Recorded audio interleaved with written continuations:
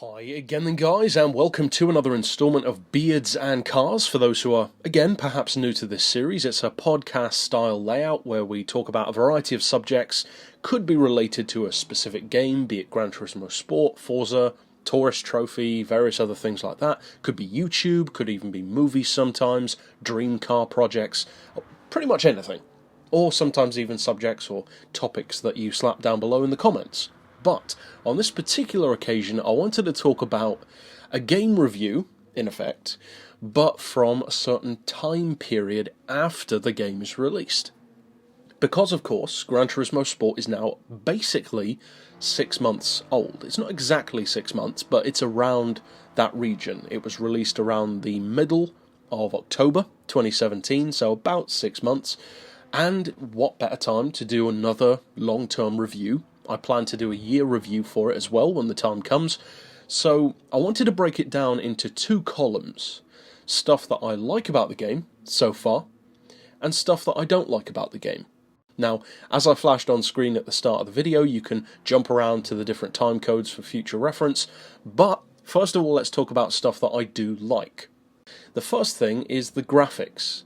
In particular, the graphics of the cars. I would say that currently Gran Turismo Sport has my favourite graphic representation of vehicles in any game.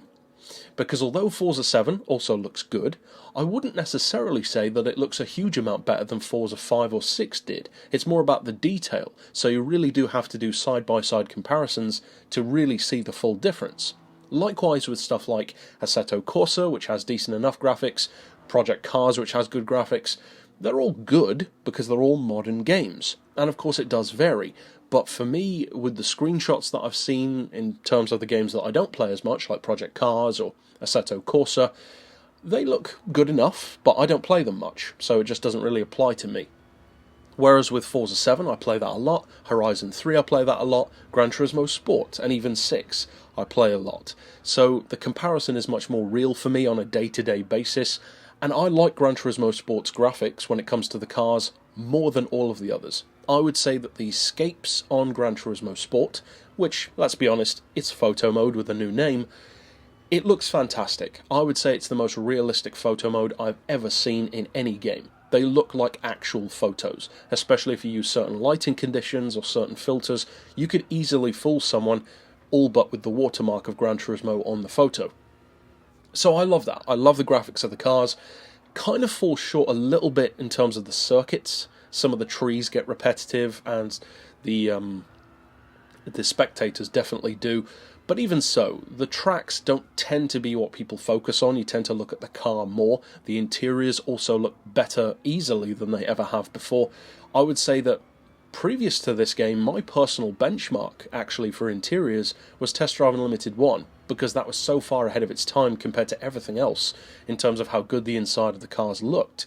Nowadays it doesn't look as great, but back around whenever that was, I don't know, 2004, 2005, something like that, I believe that game actually won awards because of how good the car's interiors looked. That one stood out to me, and it's been a number of years since then that any game has truly wowed me. They tend to have kind of pasty textures in the interior, very rubbery. There are shapes that intersect that don't quite look right, maybe a bit of pixelation here and there. Even something like Gran Turismo 6 suffered from that, and looking back on that game after GT Sport, you can definitely see that. But GT Sport looks fantastic.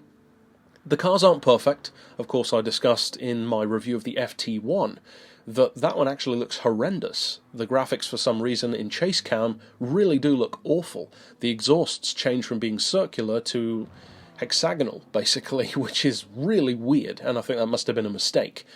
But in general, they look fantastic. In photo mode, when you're driving the car, from chase cam, when you're driving in cockpit cam. So I love that, I genuinely do. And graphics, let's be honest, have always been a benchmark of Gran Turismo. Gran Turismo 4 still looks fantastic by today's standards. I would say more impressive than GT 5 or 6 does for their time. And even as far back as Gran Turismo 2, you can still tell what all of the cars are, easily. The Espace F1 looks like an Espace F1. Is it pixelated and overcoloured? Yeah, of course it is. It's from 1998. But it still looks good enough to play without giving you seizures. Next up, another thing that I like is the livery editor. I love the fact that we finally have that, but at the same time, my level of love for that isn't necessarily quite as high as many other Gran Turismo players, in particular Gran Turismo players who have never played Forza, because spoiler alert, Forza has always had a livery editor, and for most of the games, I would still say, and many people again aren't going to like this because of fandom, that I prefer Forza's livery editor.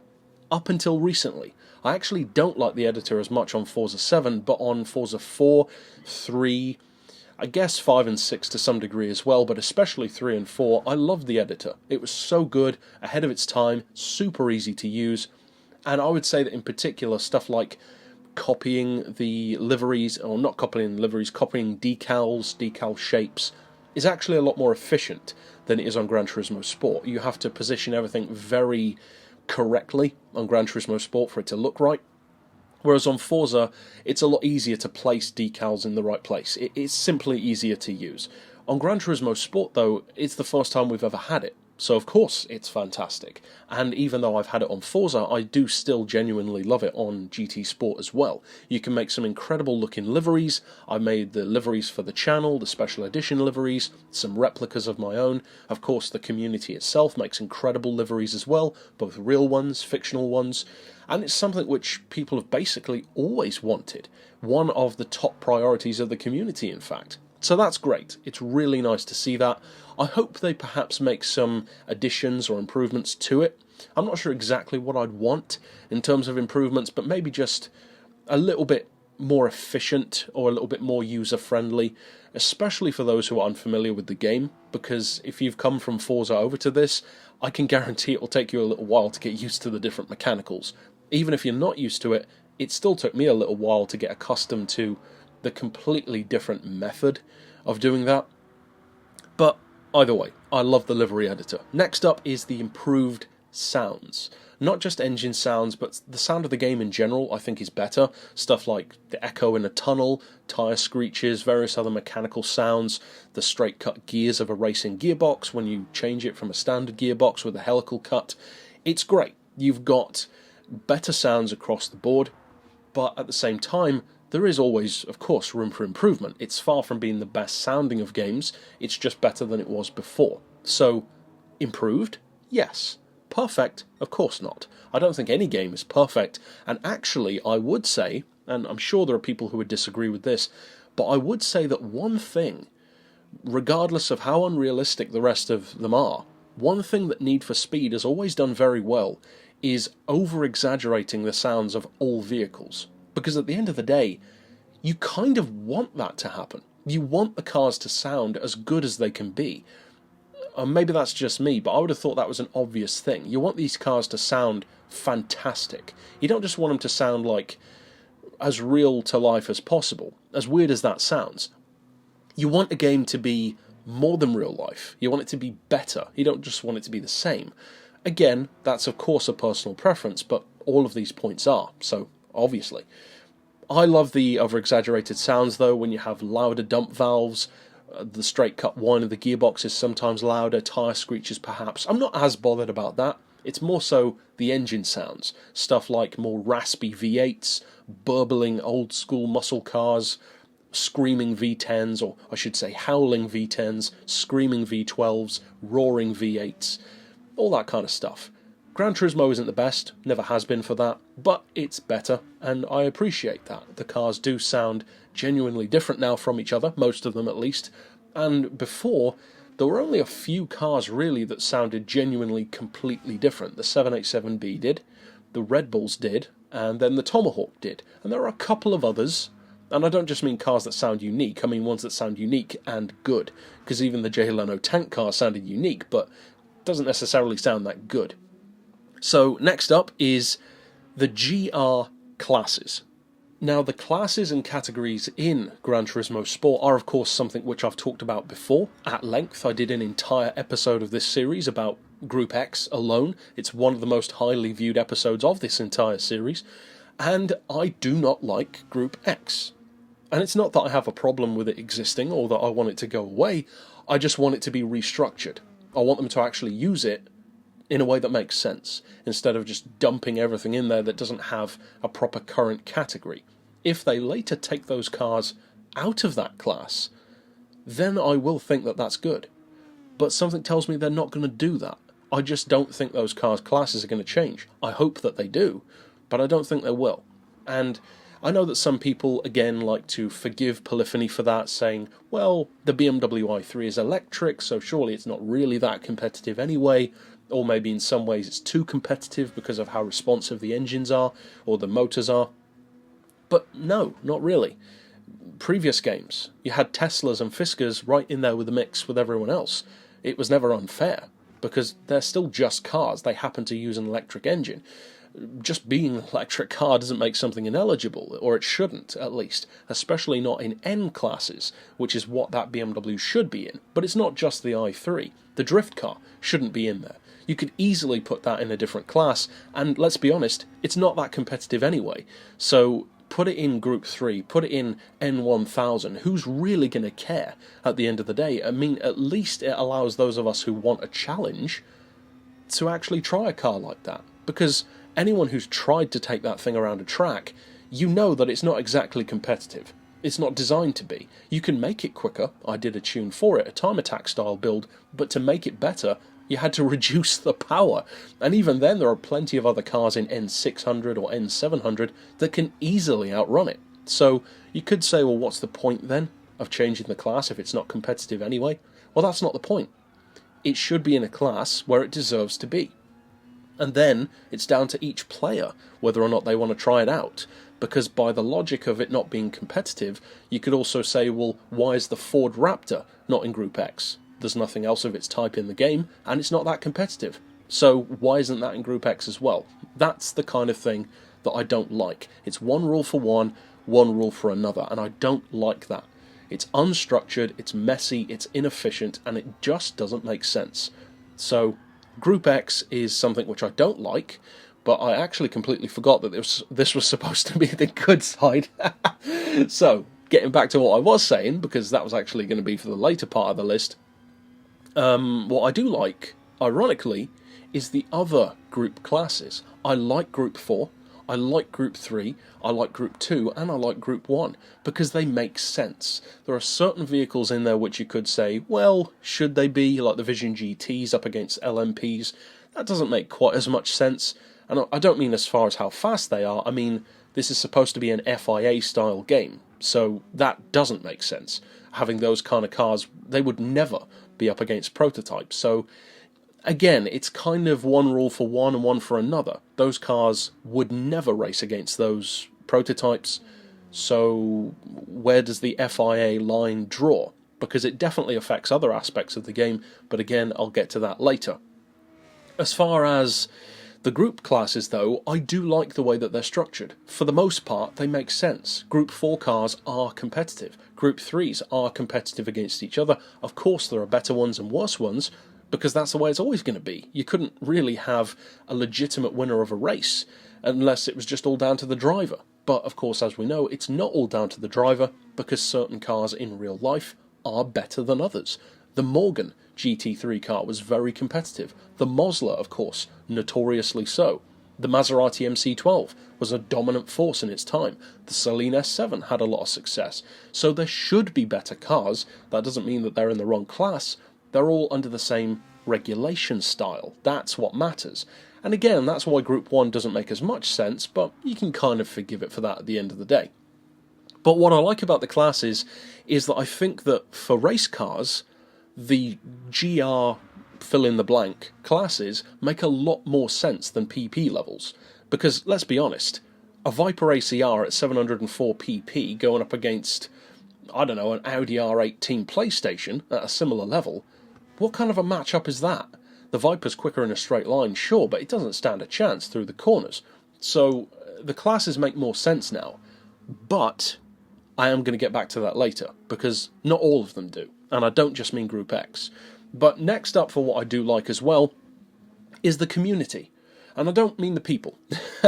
I mean the community layout in the game. I think that the livery section, the decal section, the photo section, that is fantastic. We've never had a community that's that well structured before. It kind of came in with Gran Turismo 5, they perfected it a bit more with Gran Turismo 6, With Gran Turismo Sport, I think they've actually made it as best as it's been so far. And it's actually, again, very reminiscent of Forza. Forza 4 in particular had a very similar layout to the community that Gran Turismo Sport now does, and I love both of those for it. It's simple, it's very easy to use, everything is clearly labelled, put exactly where it should be, and it's just, well, as I said, exactly what it should be. It's a library of community content. That's what it should be. Whereas the old structure, say on Gran Turismo 6, it was laid out almost more like a personal portfolio rather than a community section. All of the focus was on you as the player, with the My Favourite Car section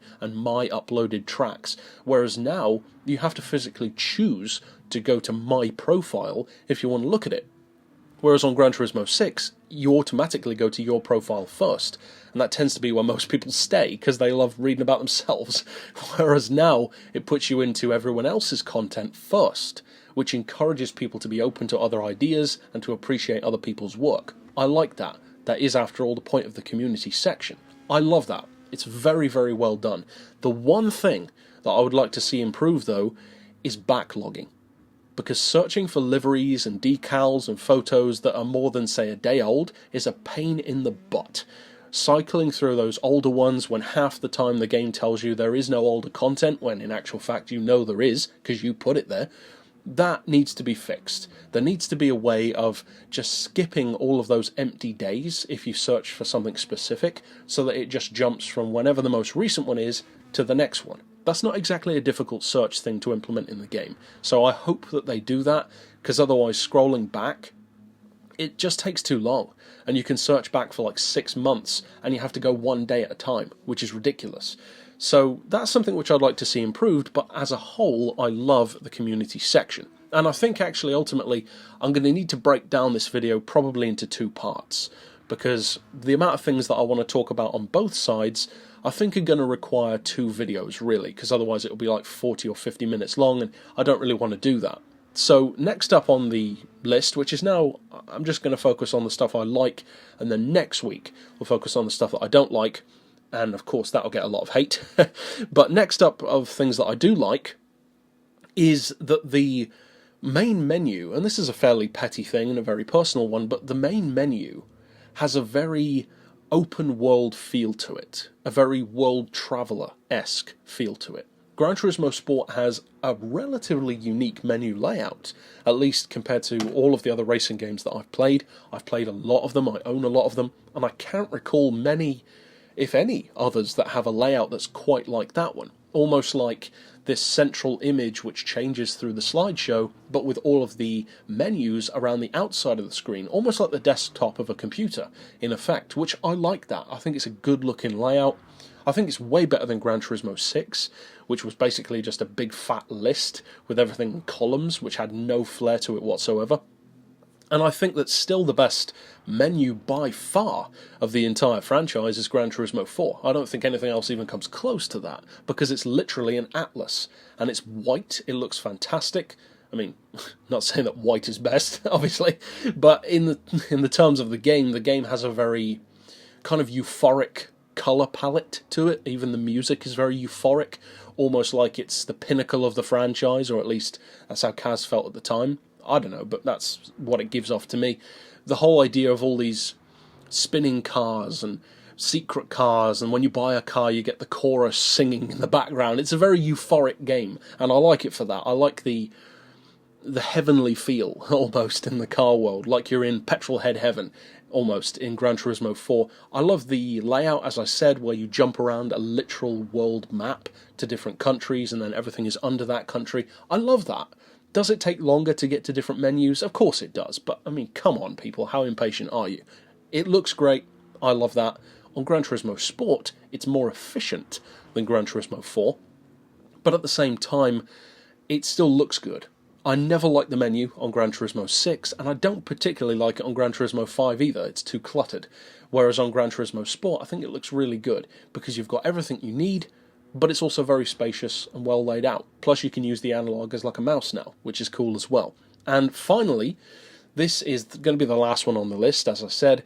This is the last thing and there are probably more really if I could think of them, but these are the main things that stand out. The consistent DLC. I do appreciate that a lot, because that's something which, let's be honest, they've never had that before. I mean, on the older games they didn't have DLC at all, it wasn't a thing, whereas on Gran Turismo 5, they started to have some. I never got the chance to use any of it because I played the game after the servers shut down, and I couldn't download any of it. But then with Gran Turismo 6, of course, we had some DLC, and it was all free, which is great. And that's a common complaint levelled against Forza, with microtransactions, DLC. I still don't understand why people hate microtransactions so much. I mean, nobody forces you to buy them, so why are you complaining about it? It's like walking past a homeless guy and complaining that you're looking at him. Don't look at him then. It's literally your problem. So, microtransactions have never been a part of the... Well, actually, yeah, they have. They had the purchasable money.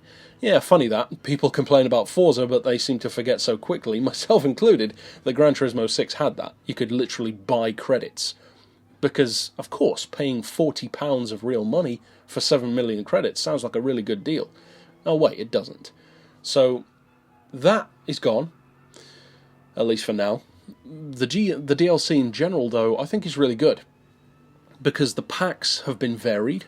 There have been a lot of returning faces, many of which people have really wanted, like the Skylines, which is kind of a mixed subject. We want certain ones back, but we don't want all 170 of them back, or whatever it's been. But at the same time, there have been some new faces in there, some show cars. We started getting classics, which I was really worried about, that we weren't going to have any. Still no vintage cars, which I'm hoping that they get around to that. More race cars occasionally, but we haven't had as many new race cars as road cars. Personally, I actually like it that way, because I think more of a fan of road cars in general. But we've had a pretty decent mix of both, and the lineup of the game was already very race car heavy anyway, so it's not like it's lacking for the most part, especially in Group 3, there's a lot to choose from. So I like the consistency of the DLC. Of course, there are always things which I'd like to see brought back. I mean, we did 4 episodes of this series over the past 4 weeks about all of the stuff which we'd like to see return, be it cars or tracks, and all the stuff which we'd like to see debut. New cars, new tracks.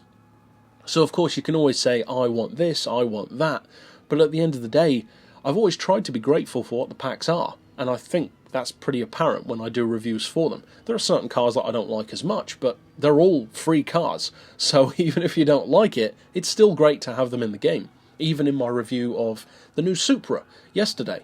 I'm not a super fan of the Supra of any generation. As I said, I like them well enough, but I don't love them. The new Supra, I don't love that one either. But it's great to have a new car in the game, and it's great to have a new track layout. And just to briefly touch on that, most of the people who make these kind of comments probably won't watch this far in the video anyway, but for those who perhaps do, I've seen the comments from that video, of course, and I've seen all of the comments of people who get annoyed by those comments, and you know the comments that I mean, the, oh, this is such a bad update comments. Of course you're entitled to your opinion, but that doesn't mean you need to slap it around on the internet for everyone else to see. You know, not everyone cares, for a start. And also, if you're going to slap down an opinion, expect people to disagree with it. I mean, that's what these episodes are about. Of course people are going to disagree with me, just like when I talked about self-driving cars. People have different opinions about it. That's the whole point of the discussion. It doesn't need to be an agreeable one. You can disagree, for sure. But there's a difference between disagreeing with someone and just being, basically, a little bitch about it. So there is a line between the two, and many people don't see that line. And people tend to get aggressive when you prove them wrong. Whereas, you know, that's not really the best way of dealing with it. But those comments saying that the pack wasn't good enough, or that the pack isn't as good as the previous ones, well, no, of course it isn't, because it's not a primary pack. It's more like the Audi pack, where it's just a little bonus thing. And this isn't something that only Gran Turismo Sport does. Test Drive Unlimited even, to go back to that, they had the big car packs, which had whatever it was, like 7 cars or 10 cars, or I can't recall, but they also had the occasional little free one as well. And they would add stuff like the free Lexus pack, or I can't recall what car it was, I think it might have been a Saturn concept car of some kind. I believe they just added that one for free. And on Forza, you occasionally get cars for free. We got the free Hyundai Veloster Turbo on there, and the other Veloster, the Sport. On various games, you get free cars. We got the free Final Fantasy car on Horizon 3. So, it's not supposed to be a big pack. So, of course, it isn't going to have 12 cars in it. So, again, those kind of people probably won't watch this far anyway, so I'm basically talking to the choir. But at the same time, I see your frustration, of course. Don't worry about the fact that I'm not seeing it, because I am. And I do agree with it, I just don't talk about it much. Which is why I think it was important to bring it up here. Because the simple fact is, if you're the kind of person who's trying to tell those people that they're wrong, you're literally wasting their time. And you're wasting yours, because they're not listening to you. They don't care at the end of the day, so you may as well save your energy. As difficult as it seems to look at those comments and not say something, you're better off really not saying anything, because they're not making the comment because they want to have a discussion. They're making a statement. So, talk to them if you want to, but you'll notice from my comments that I don't really talk to those people that much. I might make a small comment or some kind of general thing, but I rarely get into arguments with people on YouTube, and when I do, they don't tend to last very long. Because if you want to have a discussion or even a disagreement, then I'm all for it. I love disagreeing with people. I love arguing with people. When there's a legitimate two-sided opinion. If you can take one side and I can take the other and we can both argue well, then great, that's fun. Even if it gets aggressive, I think it's still fun. But there is a line, and some people cross it very quickly. For instance, what annoys me is when you prove someone wrong and they act as if it's an opinion. No, that's not how facts work, and those people tend to get banned pretty quickly. But for those who comment, disagree, prove me wrong, I've been proven wrong plenty of times on this channel. Pronunciations of things. Some of you guys may have noticed, and I shouldn't really be bringing this up because you're not supposed to highlight your own faults on YouTube, but some of you guys might have noticed that I haven't said the word Nuremberg Ring in quite some time. I refer to it now, and have been for quite a while, as the Nordschleife instead, because so many people were commenting about it not being called the Nuremberg Ring, that it's Nürburgring. I'm aware of that. It got to the point where I was saying it because I knew that it annoyed you. But whereas now I just thought, well, skip it completely. I prefer Nuremberg Ring. I know it's Nürburgring. I just don't want to pronounce it that way. I just don't like it. I'm not saying you're wrong. I just, I'll call it the Nordschleife instead, because that's the correct pronunciation of that word, so just move on. So I might call it Nürburgring eventually, but I need to come around on that one. But again, as I said, people have corrected me many times on the channel. Sometimes I get salty about it, because, who of us likes to get corrected? And to clarify, it's not about being corrected. I don't think it's being corrected that annoys me, and of course I can't speak for everyone, but the thing that annoys me about getting corrected isn't that somebody had the audacity to do it. Not at all. It's that I got it wrong in the first place. That's what annoys me, because I like to think that I'm not going to get it wrong. That's of course not going to happen, because nobody's perfect, but that's what annoys me, and it tends to be that annoyance with myself for getting something wrong, usually something simple, like a pronunciation, that makes me angry, and then that anger tends to be projected to them. And again, I can't speak for everyone, but I think that probably applies to a lot of us. We get so annoyed with ourselves for getting it wrong that transfers to the other person, making them think that you're annoyed with them, but you're not really. You might be to a small degree, but it's really yourself that you're angry with. So, I can't remember how we got onto that subject now, but but yeah, the point is, those people don't really want to be reasoned with, so you're better off saving your own time. Some comments I'll just straight up delete. If somebody's just trashing on something for the sake of it, if somebody doesn't like a DLC pack, that literally is fair enough. But if somebody's like trashing on an entire game, for instance, like just comes to the channel to say, oh, Forza sucks, peace, well, you're getting banned. Because if that's the best thing you can come up with, you don't deserve to be able to talk to the rest of the people here. Because I like to think that the people on this channel are smart. Many of you are smart, and you can see that from your comments. I see no reason to allow a dummy to come in and talk to everyone who's smart. They're not going to learn anything because they're not trying to. They're not looking to, they just want to drop a troll statement and leave. Well, you can, but you'll only ever drop one, and then you'll never be here again. So, yeah, that's a little bit of a tirade, I guess, about comments, but as I said, I'm going to keep this one just to the stuff that I like about GT Sport. Got a bit sidetracked on the Group X thing, a bit sidetracked, I should say. So next week, I'll cover the second half of the list. I was, as I said, going to do it all as one video, but that would just be way too long. So next Saturday, of course, stick around for the stuff that I don't like, or at least that I don't like as much. There's nothing about GT Sport that I specifically hate, and there never has been, actually. I'm pretty sure you can see that from all of my reviews of it and my thoughts on it. But there are definitely things that I don't like as much. So, as I said, stick around for that next week. And that's it for this pick. So, of course, you're going to slap your thoughts down below. I don't need to ask for that. You know the drill at this point. And I'll see you then. But for now, as always, thanks for watching.